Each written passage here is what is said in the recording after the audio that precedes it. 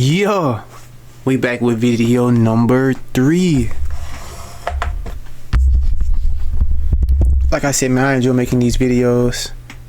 I ain't got nothing to do right now. I ain't got nothing but time right now. So let's watch some Ferrari. Some La Ferrari. Neil deGrasse Tyson explains the physics of Formula 1 racing. Hope I didn't butcher his name. Broski's a very smart guy, so I'm here to learn. Let's learn together. Let's do it. So what's going on here? What? Big clue.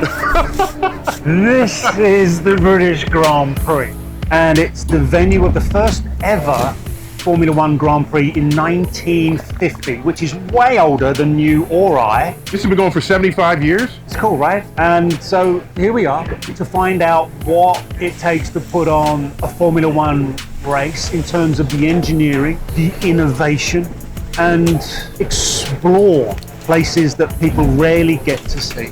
We're going in Scuderia Ferrari's garage. Ferrari. The car.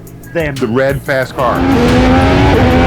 That's them in the pit lane, in the garage. We're going to be talking to an engineer. We got our friends Bitdefender, who are one of the key partners with Ferrari. Bitdefender, they're like a cyber security.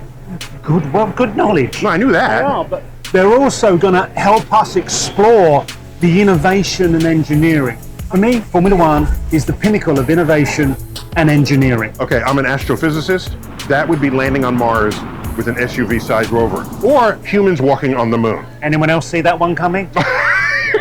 Tell you what, you're gonna fall in love with the red beauty that's down there. I'll put it number 2, but I ain't going to number 1. And we'll see after you've been down there.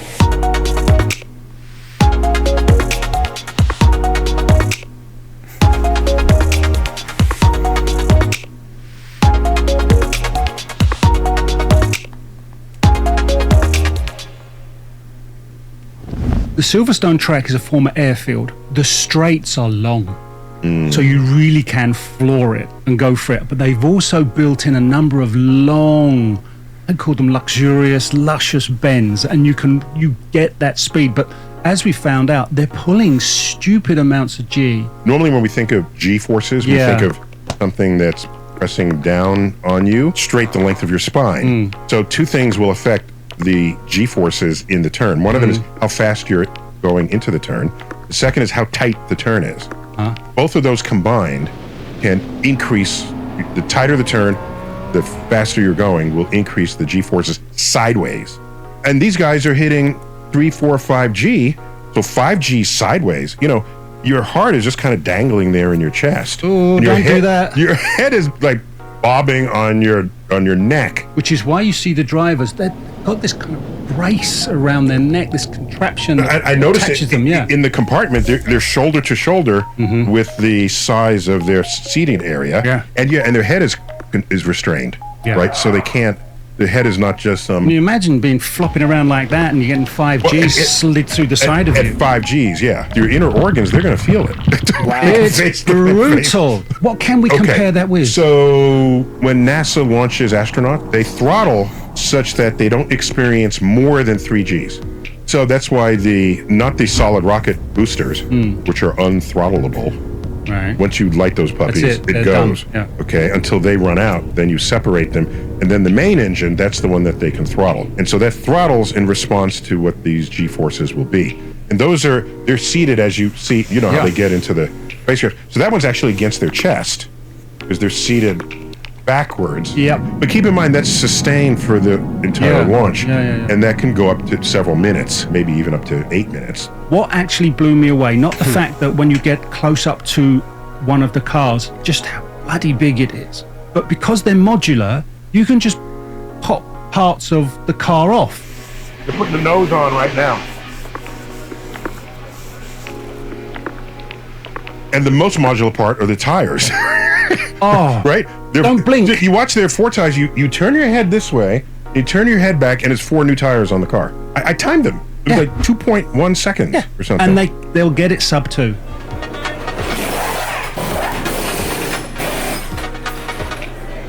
Get back left. Gary, let's see what Federico had to say on that very subject.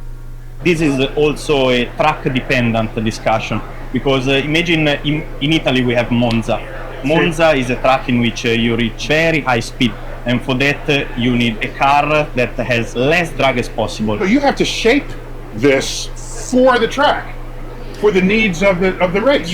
Every track, tune it. we can tune the aero surfaces, we can tune the setup, we can tune many things. What are the big concerns for setting this car up for Silverstone as opposed now to Monaco, where there's lots of tight curves, no straights, no lovely luscious bends? Yeah, Silverstone is a temple in terms of high-speed corner. These kind of cars, when you are moving full throttle through these corners, if you go up to 4G of lateral acceleration, you need to have load on the tires. Yes, to grip the road. Otherwise, you will fly off. Otherwise, you would slide. So you need maximum friction between your tires and the road. You need to put as much load as you can on the tires such that you maximize the grip.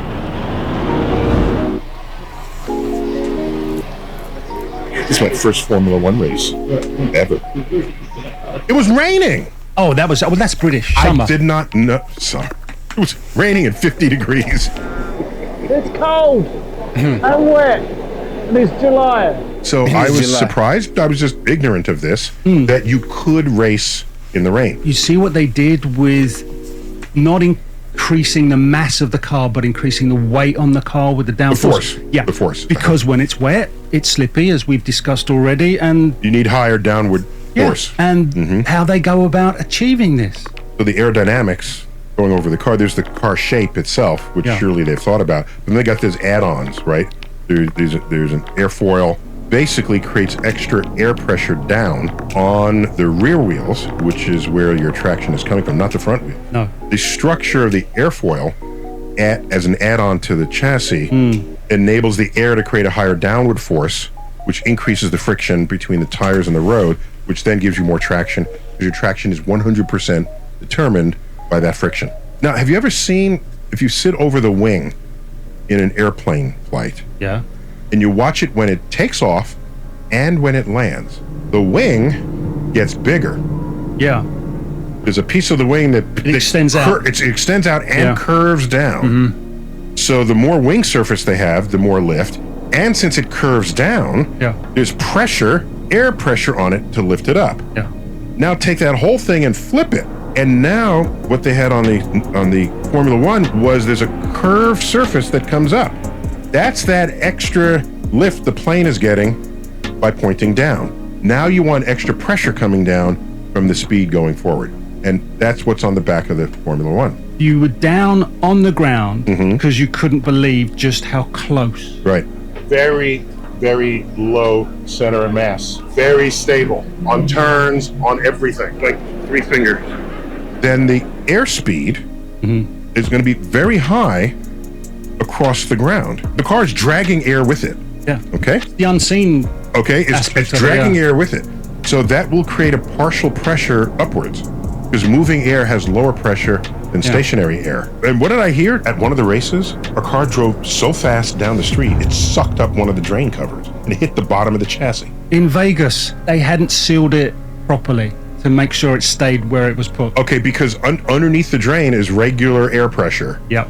And fast-moving air is lower air pressure. That's very Bernoulli. And so if you have a difference in pressure, watch out. We were looking at Carlos Sainz's car, a Ferrari, and it was he who had one of these drain covers pop as he drove over it. So anything hitting anything moving 180 miles an hour is bad. Yeah, totally not good. And I'm sure the garage were very unhappy. Right. But the garage was fun. All the Ferrari mechanics start to do exercises. Oh, no, that was fun. Yeah, that was a little weird. They did a warm-up. I was not expecting. And they all did calisthenics. They started doing they did jumping jacks. Yes. They had a rubber hose that they were stretching. Yeah. They were pressing on their neck. And I thought I'd join in with them. And I got some of the stretching and things. You were there. And they did lunges. I know.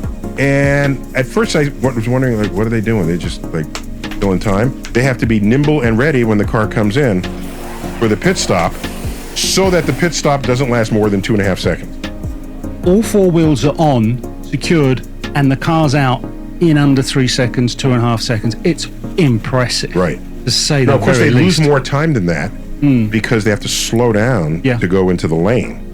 There's like 50-mile-an-hour speed Yeah, limit. you can't. Can you imagine coming in at 100 miles an hour? It'd be like 10-pin bowling. You'd skittle people everywhere. With people bowling. And then I think back to the sort of fan zone area we ended up in. Well, the fan zone, right, because they also had the simulated driving Yeah. experience. Am I supposed to go on the grass? Is that allowed? As I remember, Formula One pledged to go carbon neutral Yes. by 2030. I'm told they're on track to beat that date. And they're going synthetic. No, Partly. not synthetic. So here's what they're doing. They're taking, after my long conversation with the person in the booth, Yeah. what she said was they're going to take water, and with solar energy, they're going to dissociate the molecule, which is the chemist word for separating Hydrogen from hydrogen from oxygen. Thank you. Thank you. So, you had it in your. And so now you have the hydrogen. Now they recapture carbon dioxide from the environment, and by their magic ways, will combine the hydrogen and the carbon dioxide and turn it into basically gasoline. So in that sense, it's not synthetic fuel.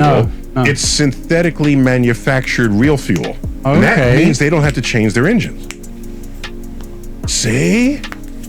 They don't have to There modify. are some smart people I around. know. I know. How's that for innovation? Another thing that intrigued me just as a scientist is to hear Federico just talk about the constraints put on him, the engineer, by the rules and regulations of the sport. We need to think outside the box. Imagine, for example, me as an aerodynamicist. I play every day within these legality boxes. Regulations change every few years, such that it's like drawing a zero line and you restart again. And what the public doesn't typically appreciate is that engineers love constraints.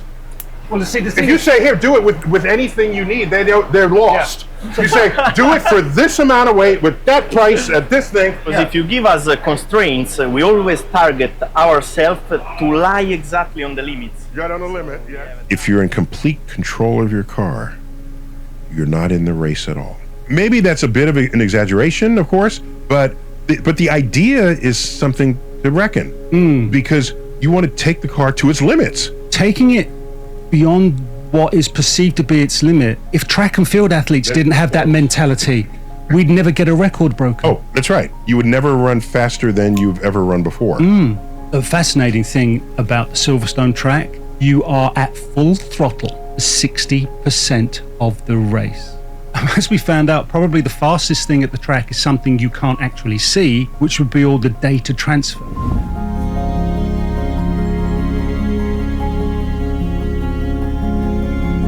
Communications is one thing, but then Ferrari has to look at many other things. Intellectual property theft. Their design has to be safe and secure. So when they store their data is a very important place.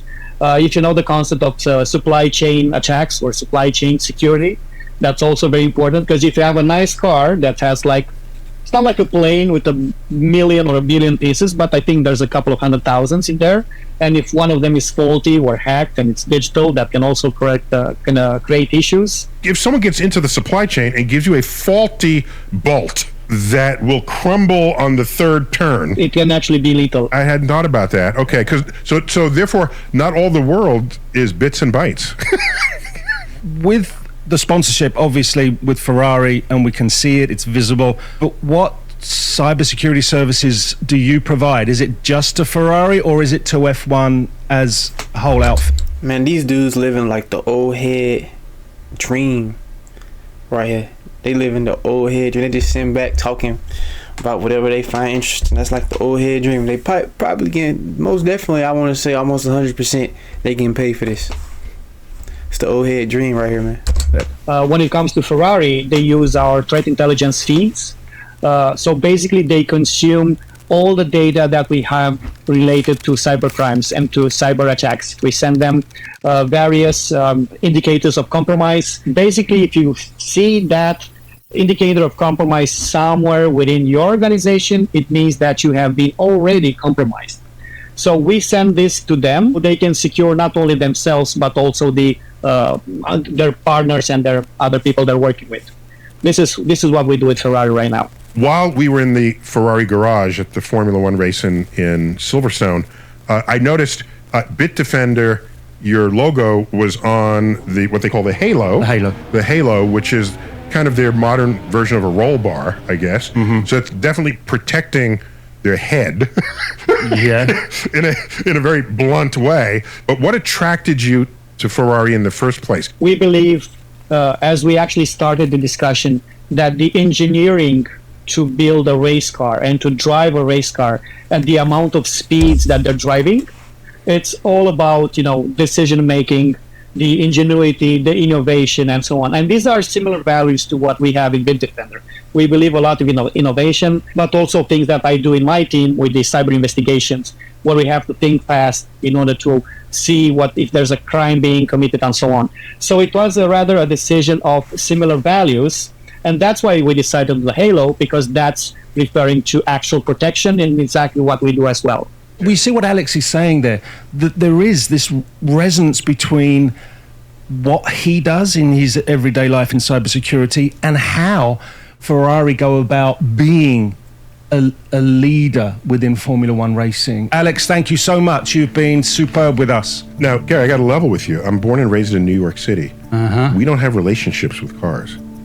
It's a very late in life thing. Yeah, I didn't learn how to drive until I was 25. I have some fluency now because I'm intrigued that it is a thing. Yeah, but it was never sort of native to my core being. But to see all of the engineering, which boosts my interest in it, it's not just four wheels. It's like the aerospace engineering, mechanical engineering, the material science that goes into it. It's a science project.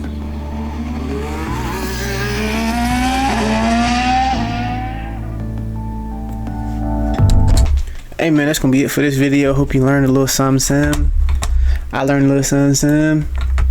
Different type of video. But yeah, I'm gonna bring you all the videos that I can. I don't care who in it, what they talking about. If it's about some cars, I'm gonna bring it to you. It's a video for everybody. Alright, we might just record another one. I don't know. We're gonna have to see.